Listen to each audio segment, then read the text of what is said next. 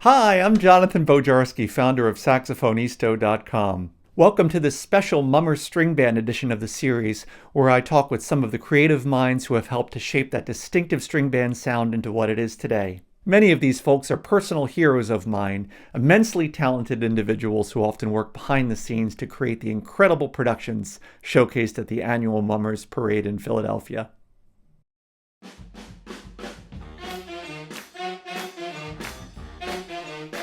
In today's interview, I am excited to be able to speak with Fran Rothwein. Fran is an immensely talented musician and arranger who helped lead the Quaker City String Band to 4 wins in a row in the late 1990s and early 2000s, a feat that at the time was absolutely unprecedented in the modern string band era. Fran's intricate music arrangements raised the bar for New Year's string band arrangements, and the repercussions of his influence are felt to this day. Fran masterfully incorporated many different styles into his writing and used to full advantage the entire instrumentation of the string band, effortlessly blending a sax lick here with a catchy banjo solo there with a string bass line or accordion riff. He is also responsible for popularizing the concept of a percussion introduction in the New Year's routine, something we still see regularly to this day over 20 years later. Fran had large shoes to fill when he eventually took over for Jim Fox as music director in the mid-1990s. Fran rose to that challenge and helped to usher in a new musical era for Quaker City and catapulted the string band sound to new heights in doing so. It's such a treat for me to be able to share Fran's story with you, and I hope you enjoy what follows. Enjoy my conversation with Fran Rothwein. It gives me great pleasure to be able to have Fran Rothwein with me today. I'm so excited to be able to talk to Fran.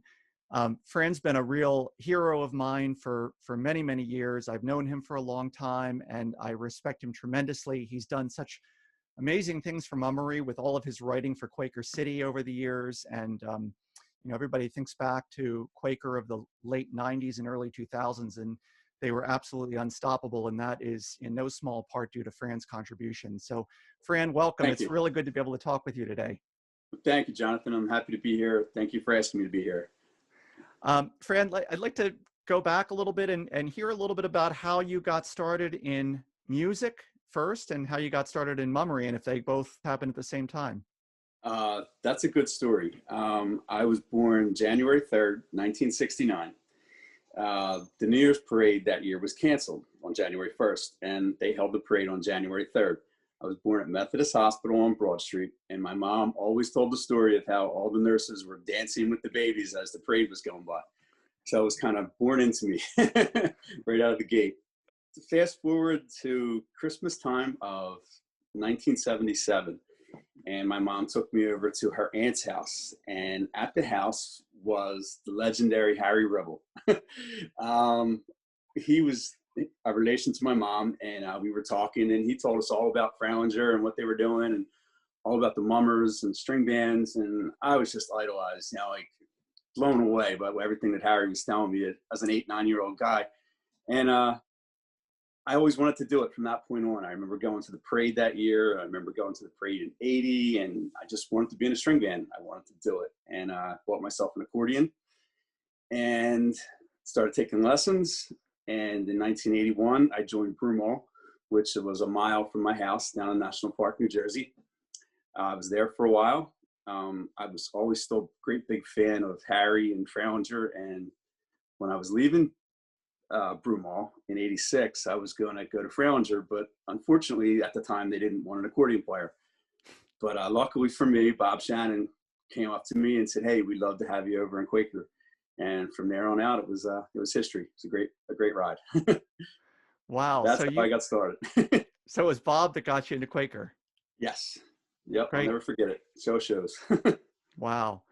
And yeah, how life would have been different if you made your way over to Fralinger in 1986. Yeah, right. Who knows, right? When did you start writing music? Were you writing at Broomall at all, or did you start when you were at Quaker City? Did start writing when I was in Broomall back in 83-ish. Pete had asked me to help out. Pete Broomall had asked me to help him out and actually transcribe Ray Malick's scores. He used to give out big scores with all the parts written on it, and then you'd have to transcribe everything for each individual part. So I said, sure. And I never did anything like it before and started writing it. And from there, I started going to theme committee meetings in Broomall. And I remember going to Ray Malick's house and watching him play the piano and write. And I'm like, wow, I was amazed, you know, and that's what I wanted to do. So I got into high school and was taking music theory classes and learning how to arrange things like that. And ironically, the first song that I ever wrote was Have Yourself a Merry Little Christmas for a brass quartet. Oh, really? Yeah, not even string bands, for for brass. We played it at the Christmas concert. And then I just stayed with it. I got into Quaker and just talked to Jimmy Fox all the time about things. And he was my idol musically as far as being able to write. And he taught me so much, many different occasions. What were some of the first songs you wrote for string bands? The first one that I wrote for Quaker that we actually played, we did it the Hillbilly year, and that was Shantytown. Oh, yeah. Yeah. And that was on the recording, right? Wasn't that on the CD? Yes. Yes. Okay.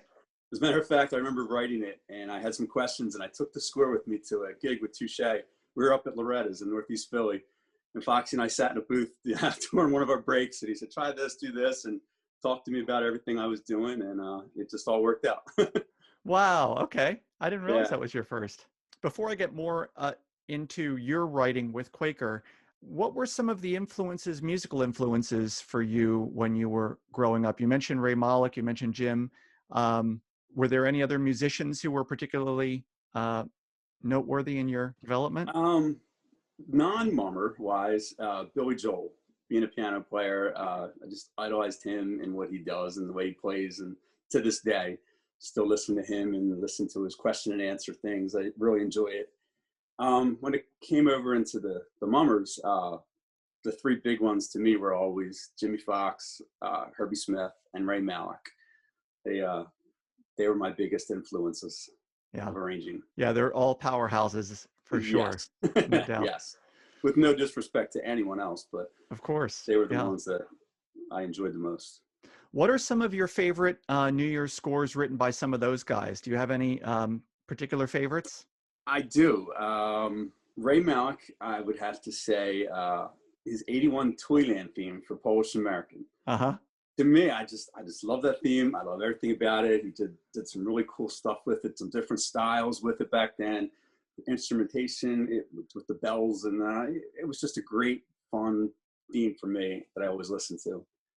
Herbie's Herbie. There's so many legendary themes that he did, from the ragtime and the jokers and the southern and the flickers. They're all just legendary to those guys. Actually, one of my favorite songs that he did was Strike Up the Band. Oh, that was great. Such an incredible piece. And then when he broke it down in the middle, I was just like, wow. Yeah. And they Jimmy did that Fox. great recording of that on the Association album in '89, I think it was. And I too was, when I heard that for the first time, I was blown away. I was like, holy cow. And there'll be some changes made also, which was a great arrangement. Yes. Also on that album. Wow, so great. Yeah. So great. Jimmy Fox is my favorite of his is the Hillbilly theme, which is legendary and probably played more than any other mum theme I've ever heard on 2nd Street. But it was great. Yeah, that was absolutely a great routine, and everybody was blown away by it when they heard Quaker on New Year's Day that year. Yeah, that was fun. No doubt. So you started, you were obviously learning so much from listening to people and working with Jim. What were some of the things that you found challenging about writing for string bands when you were starting? Were there things that you found difficult to kind of get developed? I understood chords and the theory, and it was the hardest part was creating my own sound to what I wanted. The other hard part for me was being a piano player, trying to write for saxes, whether it was I can imagine, and things like that. Right. You know, I remember early on, guys were like, this fingering's a little tough, you know. But that was a tough challenge. So you were writing street songs in the '90s. Then Tell me about Quaker City in that transition period between Jim stopping writing routines, Michael Quayle, and then you taking over. I've heard everybody kind of tell their story as to that period of time, but I'd like to hear your memory of how that happened. Just kind of looking back in time from like the 92 through 96 when you took over writing the full routine. Can you kind of talk about that period of time in Quaker's history? That was different. It was a shock to the band when Jimmy said he wasn't going to write anymore. There were a lot of questions. What direction was the band going to go in? But we had Michael Quayle, and Michael did a tremendous job. He worked with Billy Zacagney, and I think we won that first year after he had started doing it. But I think the sound was obviously different. It wasn't the big, fat sound that Quaker City had with the tenors. When Jimmy McGugan said that when he wasn't going to be music director anymore, it was a great opportunity for me to step in and try it. I had been writing street tunes over those couple years for the band while Jimmy McGugan was music director. And I had learned a lot, and I had met a couple times with Michael Quayle and learned how he was doing things. And then I became music director, and I had worked obviously with Michael Quayle a lot. He wrote that space theme. I added some things in it that I wanted to get a little bit bigger sound here and there.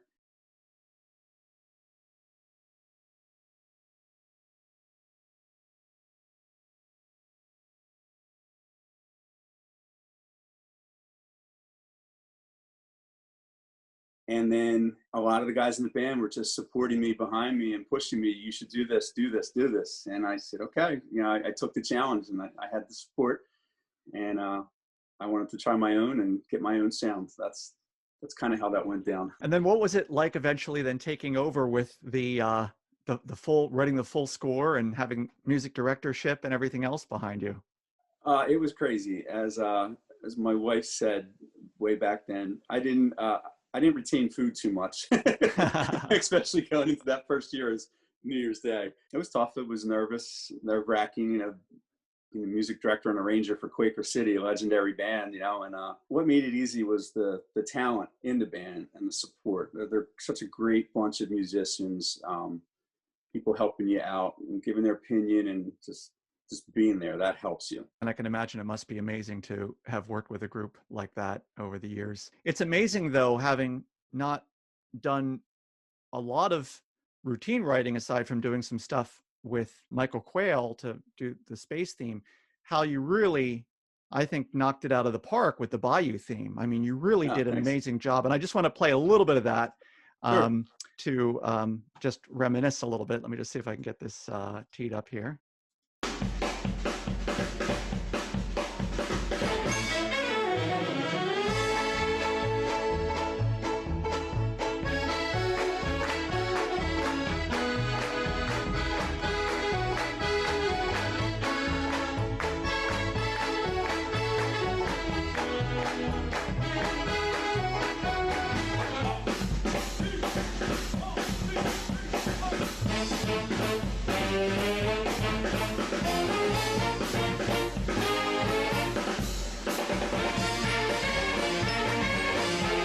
Just to cut it off for a second, I can hear such blending of styles, not only musical styles, but arranger styles, and you really kind of made it your own. I'm hearing elements of, the thickness of Herbie's writing, but I'm hearing, the thickness and unique sound of Jim Fox, and then, your own style just splashing through that whole thing. Just really, really cool. I'm just going to play a little bit more.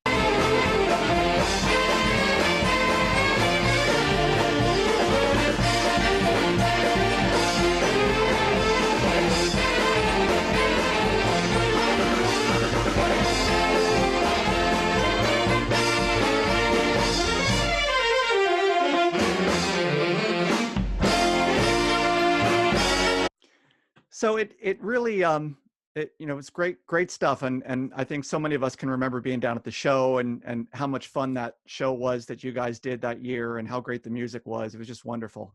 That was by far, hands down, the best time I ever had on Broad Street. We had that Cajun beat going all day, and we just had such a great time through that whole parade.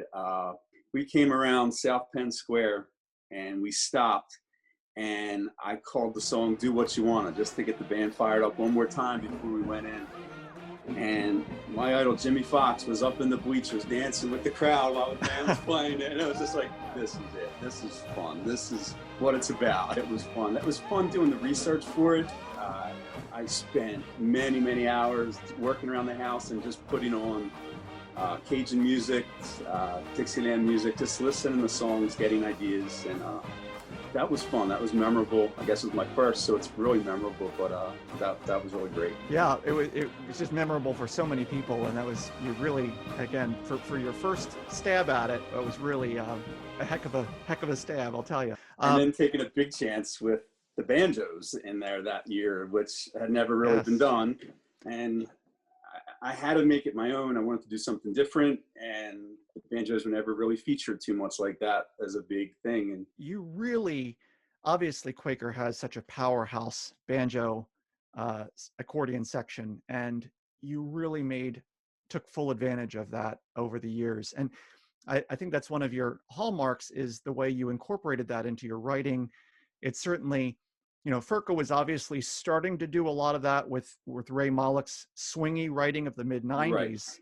A lot of those little banjo accordion interludes, little bass sax lick, whatever. But then you sort of kicked it up to have these, tremendous integration. And it seems like then you were doing it even more and more. You just really perfected that skill by the time you were winning every year in the late 90s and early 2000s.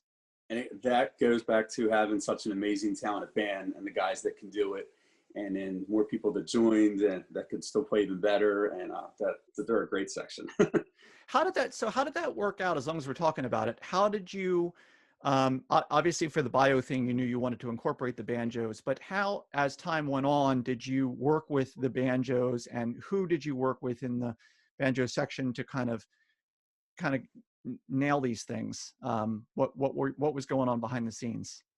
Early on, I remember for the Cajun year, I had the idea, and I talked to Jimmy Muller, who was a banjo player in the band, and I told him my idea and picking it, and he said, yeah, we can do it. And we worked on it, and I'll never forget it. I was running around with sectionals, and Charlie Rhodes, who isn't a banjo player, but he got in there and was helping teach the guys what they had to do. It was a totally different way of doing it as compared to when it's done now. As time went by, Jimmy Ribble joined the band, and the way he plays and comes up with ideas is just amazing.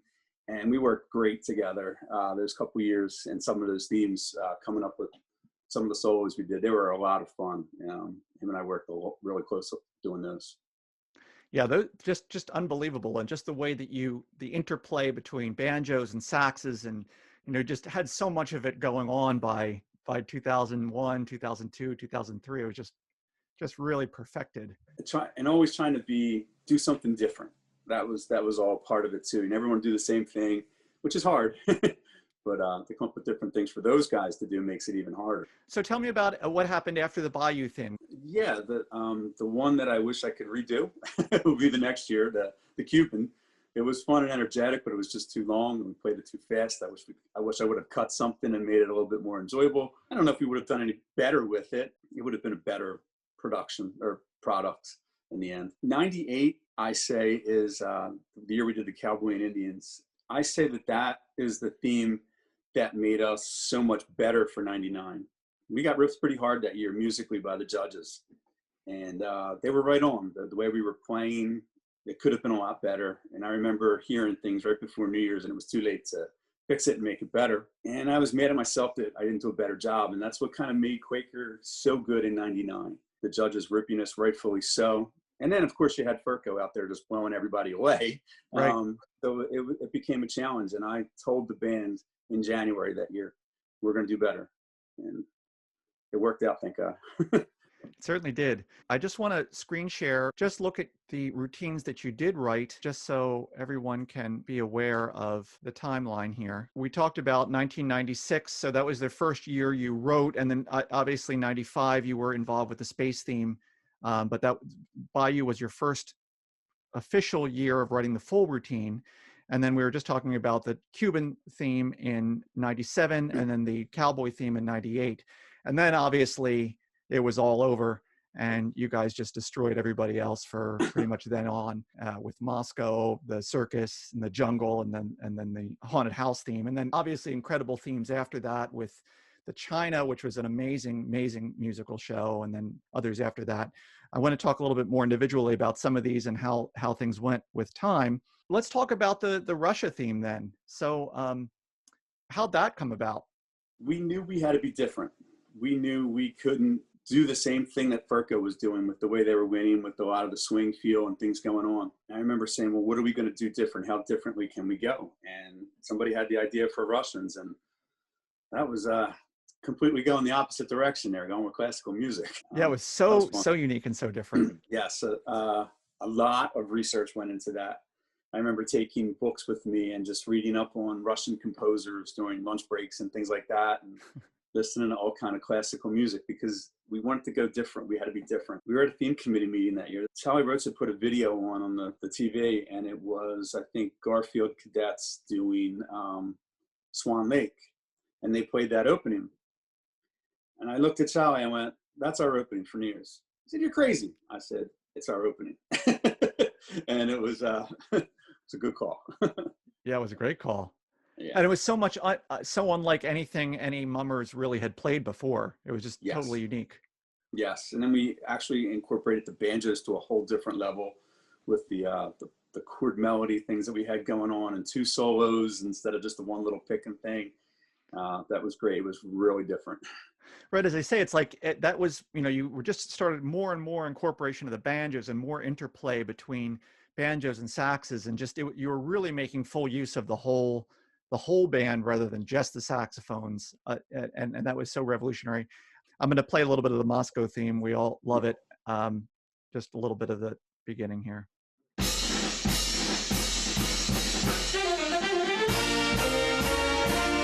was like, what is that? What are they playing? What the heck is that? Is this a string band?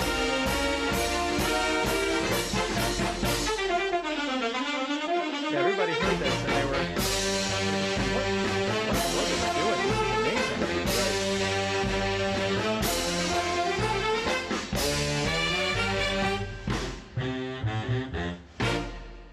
And it was so well executed musically too. It was such a solid band, so tight.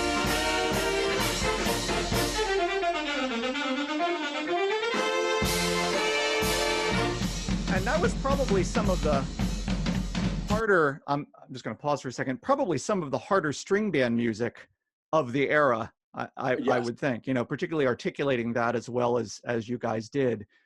No, bands weren't, Furka was playing some pretty tough stuff during that period, but most string band stuff was really not all that hard. This was pretty, revolutionary on its own, just the difficulty level.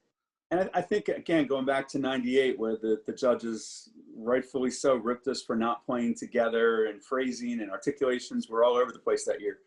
And right out of the gate, we nailed it. We punched it. Everything that they had knocked us on the year before, we said, well, here it is.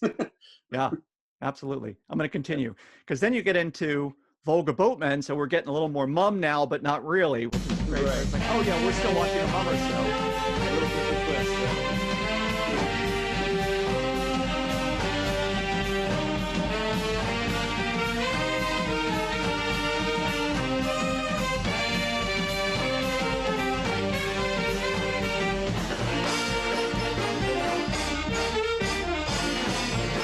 You think we've gone from like heavy classical to Volga Beltman to now true mum feel, and then it's not long before you get into the triplets.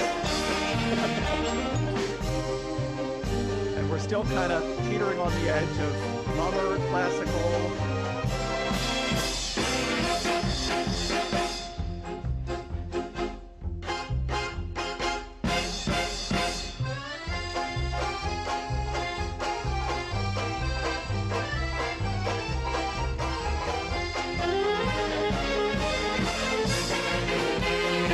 And it's so great that you're an accordion player, because you're able to say, well, wait a minute, there's accordions too, I would think. And therefore it's, it's not just a banjo solo, it's banjos and accordions and the interplay. Right. Which was a huge part of that music, the Russian music, the accordion, so that fit very well. Sure, keep going.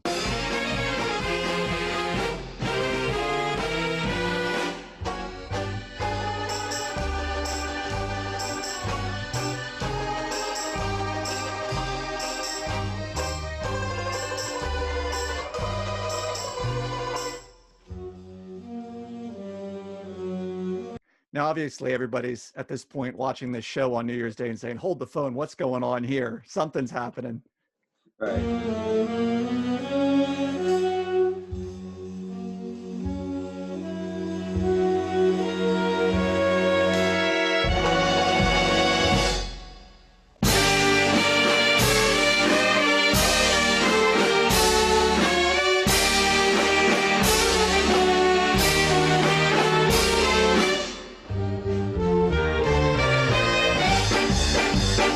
Just such a great show. Thanks. That memorable moment, I'll never forget writing that segue into the bottle dance, that whole transition and that.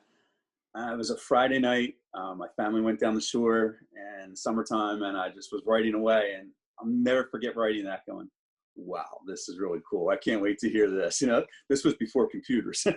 Yeah.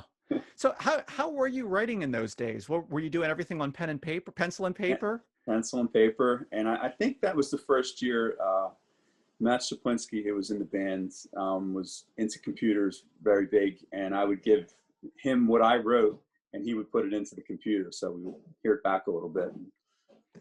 I mean, you think about how, and you're one of these guys being able to do this stuff without hearing it played back until you hear the band play it, you know, and you think about the stuff that Herbie did, and, you know, we're so spoiled nowadays that we can hear it instantly.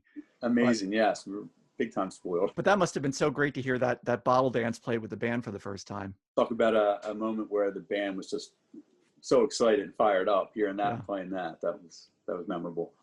So you transitioned from handwriting to writing with computer, like Sibelius or Finale. I don't think Sibelius was even around back then. But what did you start? When did you start doing that? I didn't start getting into Sibelius until 2005-ish. Okay. Again, I would just write the score by hand and give it to Matt. He would put it in, and we'd give it out to the band. What happened next then? So you went from there. You guys obviously were on top of the world. What happened between 99 and 2000?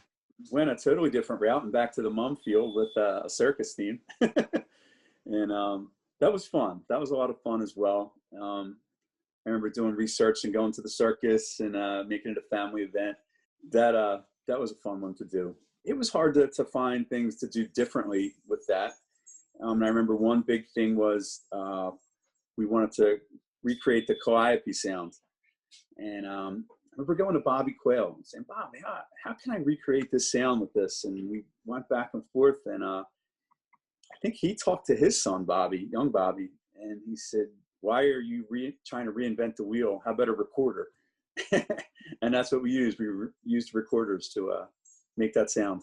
Okay. Thanks. So that was neat. I think you were really, during this period, refining your string band finales, like really just driving up the intensity toward the end of that show. And I think, you know, you look at Circus and how the finale was just, wow, it just had so much going on musically, and it was just this tremendous build. And I think seemed like you really refined that finale craft in that period of time. Obviously, you know, Bayou and all that, they had great finales, but, you know, they really just were knocking them out of the park by 2000, and then higher by 2001, and then 2002, obviously, and it just kept going. Can you speak a little bit about the tension and release, to use a judge's term that they love, and just the idea of building a routine and how you would think about building the energy?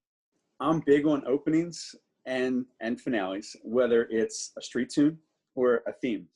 I always thought you have to start off right, you have to grab their attention, and you have to end right. I'm always a big fan, and I've always tried to write big endings, even for street songs or concert tunes or whatever.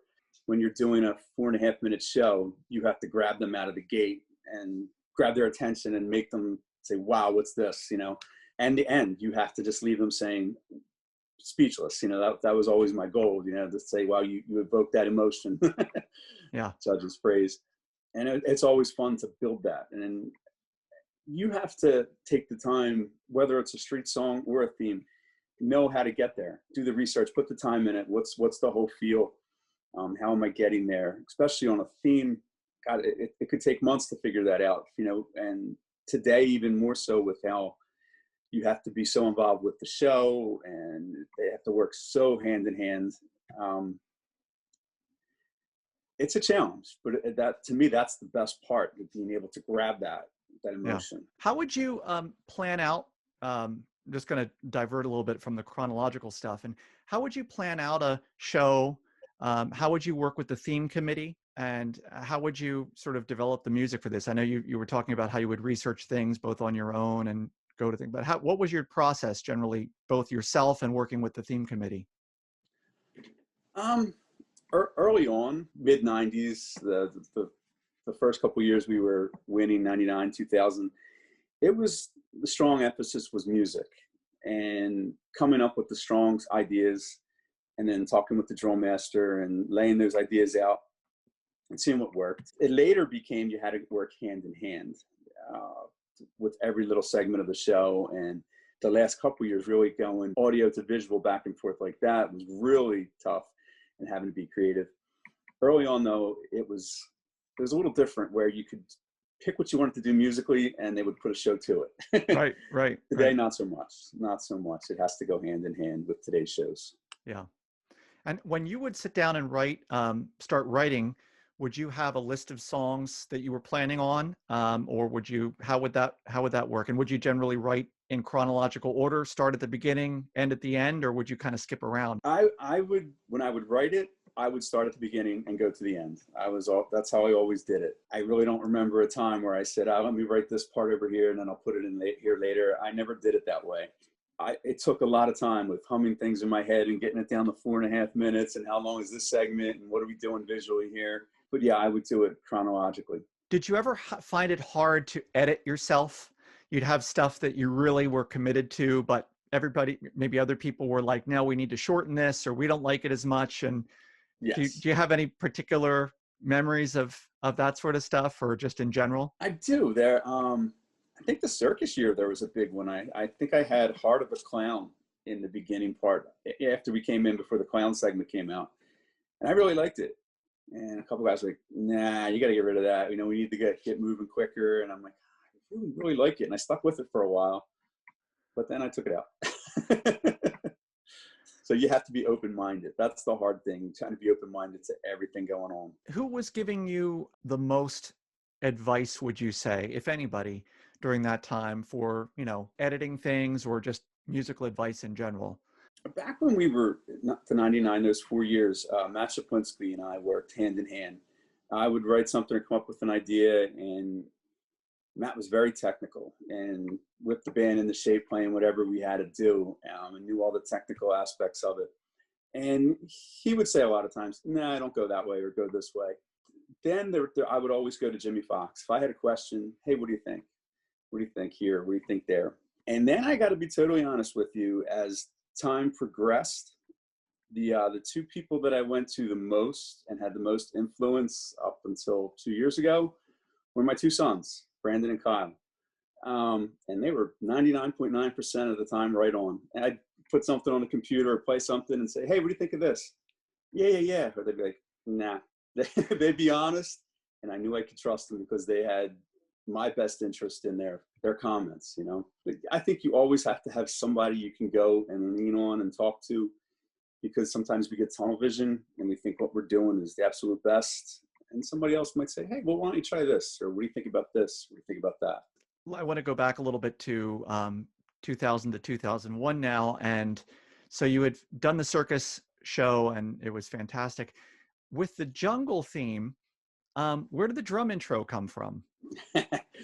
The Quaker had actually turned in a jungle theme probably around for 1998-ish. Back then, 97, 98, we were going to do a jungle theme.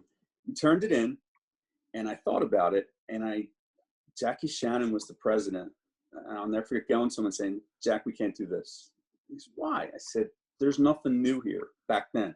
There's nothing different. We're going to do what everybody's been doing. So we trashed it and we changed the theme.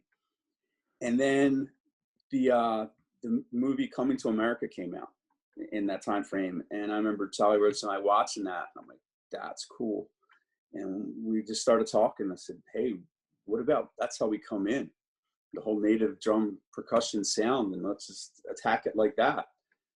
And again, it was unique, and now everybody still does it. Everybody still does it. Theme, yeah. So isn't that incredible that 20 years later, everybody still does it? It still does it. Yeah, I'll never. The judges were like blown away. You can still see the judges running away because they didn't expect that. When the music judges on the street didn't expect that. So when you nailed 3 in a row, how did that feel? That was amazing. That was absolutely amazing. You know, especially in the competition. The competition was great. You know, and it was a great feeling. And going in and thinking then, from 2001 to 2002, how did that feel? Like you reaching for that 4th win. Were you energized by that? Were you a little intimidated by that? I How'd you was feel? energized. I was energized. Some really cool things on that theme. When I was playing with Touche, we were doing a job down at Bally's, and we were backstage. And I remember talking with Jimmy Fox, Matt Chaplinsky, the Ribbles, and Danny Farr, and we just started coming up with all these ideas for that theme. I'm like, oh, this is great. So we submitted it, and out of all the years I ever wrote, that theme just fell on paper. It was so easy to write. I knew what we wanted to do. I knew where I wanted to be with that. That was fun. A cool story to that one is that's the broom dance segment that we did. I kind of wanted to do the song, but didn't know how and where to fit it in. And it was supposed to be just a transition. And I was out with my family shopping in the Disney store over in the mall, and I saw a statue, and it was a statue of the broom. And I went, wait a minute, what if he took the broom upside down and the hair fell down and it became a witch? Talk about a strange idea at a strange time, place, you know, but that's how it worked. And it was a great part of that theme. And then the one thing that we always said, Charlie and I, we never wanted to be complacent. We always wanted to do something different. We didn't want to do the same theme every year, same kind of style. So what we did musically different that year was we incorporated the bass fiddles and said, let's do something that nobody else is really doing. Oh there. yeah, on the bass fiddles, and just how many bass fiddles you had out there. I lost count. I think we had 7. We pulled every guy out we could, and yeah. And the banjo was just incredible that year. Those solos were amazing. And like I said, it felt good, and it fell on paper. And I was confident. I'll never forget the week before New Year's. I stood out front and I went, this is going to be hard to beat. And you can't say that every year. You don't always have that feeling, but I'll never forget that. And then a crazy story after that, Bob went down, and we got the band out of the judging area and walked around the corner. And I remember Charlie was upset, and him and I took a walk. We took a walk up the block, and we just kind of got our emotions together and calmed down because of everything that just happened, and talked. And I said, yeah, I think we just won this thing. Let's go back here and get the band and go parade down the street. Not to be cocky, but it wasn't that. It was just a confident feeling. It was, and it was, it was pretty obvious, if I think to the observer on the street, that it was like, wow, they nailed it again, just really. And at that point, I think everybody thought, who wasn't in Quaker City, like, they are just unstoppable. Those are the days that Quaker, everybody thought, well, is anybody else ever going to win this parade? They just got it so nailed. I want to play a little bit of this because it was just one of my absolute favorites of all time.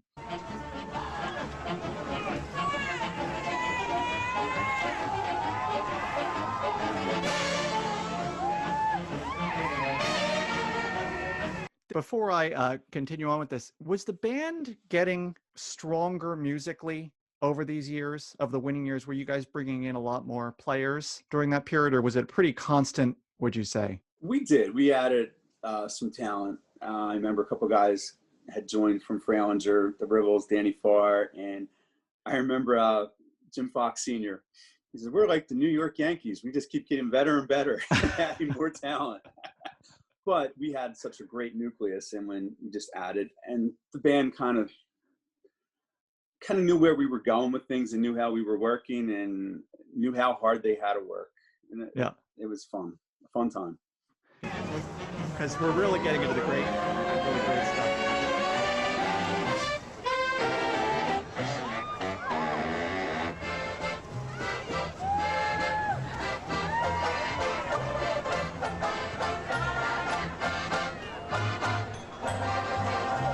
All these banjo accordion solos now that everybody does, the 3/4 time, everybody does all of that. And it's all started here, really. Everybody feels obligated to have time changes in their banjo solos, it seems. It's like the cliche thing now. But back then, you guys were the ones who started it all. Yeah. This kind of stuff. And everybody was like, wow, that's so cool.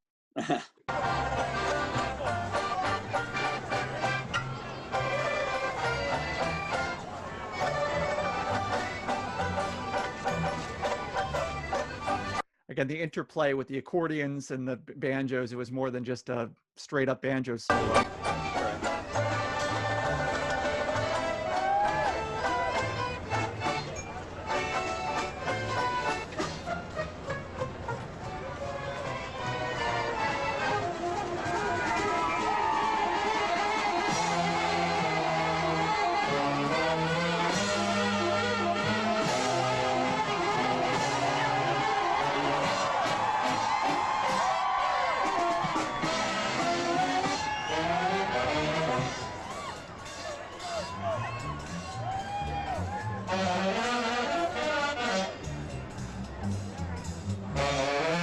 They didn't even show all the bass fiddles on camera, but No. New Year's Day standing out there was like, oh my God, how many bass fiddles do they have?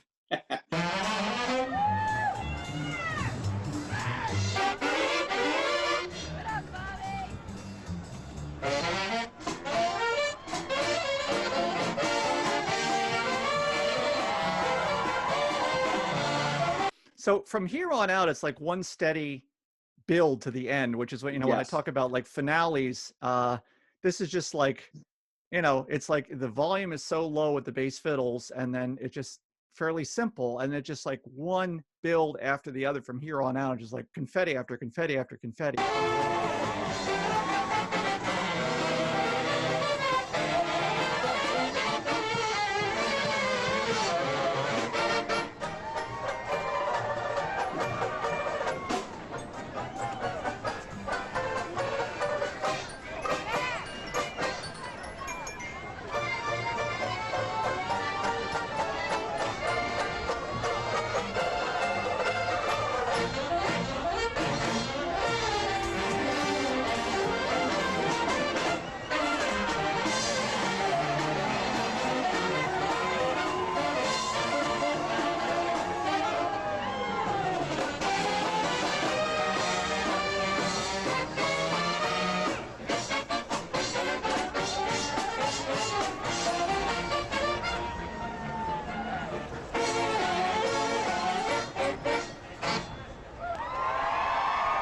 Great stuff.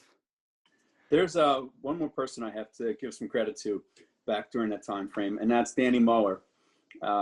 He was in the band, and he was going to school at the music at the arts, and I talked to him a lot, and he was always good to give us critiques and say this, try that. He was a big help back then. Just going to wrap up a little bit with the chronology stuff. So after the haunted house theme, then you moved to the Chinese theme, which is also amazing and musically just also mind-blowing, fantastic. That was tough. What happened there? That must have been really tough to write that show, but you managed to mum it up and make it amazing. Tell me about that. It was tough, very tough. We had to try to find a unique style. Again, not be complacent. What can we do different with it? Be respectful with everything we did there. That was a challenge. I thought that was one of my best that I did, and trying to be creative and do things with it.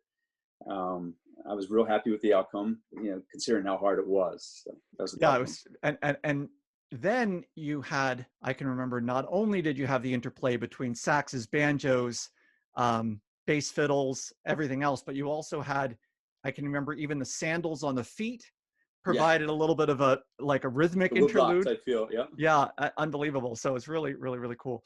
So what did you feel about how did you feel about the transition of Fralinger kind of changed the style again? And how did that feel? What was that like when it was just yet another, you took the style to a totally different place that everybody felt was unstoppable. You guys seemed unstoppable. Everybody thought you guys were unstoppable. And then everything changed again. What was that like? And then here came Johnny Warnega. And he's absolutely amazing, the things he does, the way he writes, the way he plays. He plays the organ and piano at the church I go to, and I just love sitting there listening to him play. It was tough. It was tough because we had been on top for a great run, and trying to find the right thing to do to beat them when he was absolutely amazing, writing some incredible scores. The stuff he did with The Happy Wanderer right in the very beginning, I'm like, wow, already Yeah. you're just smacking everybody right out of the gate. It was tough. It was tough knowing where we had been and knowing where I had been, and I couldn't go any farther. I was at my limits as far as what I knew how to do. I couldn't compete with John. So it was time. Along came Chris Farr. Like I said earlier, I had some things going on in my life, and I needed help.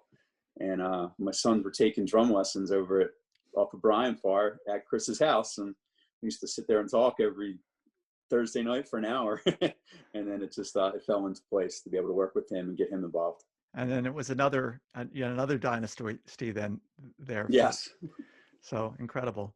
How would you say your style of writing has changed over the years? If you would say it's changed at all from when you started to through the era? I guess it kind of goes with the times. When I first started, it was a simpler time, not as many crazy harmonies going on. Now I'm a big chord substitution type guy that I like to hear different chords in there if you can put them in just to be tasteful.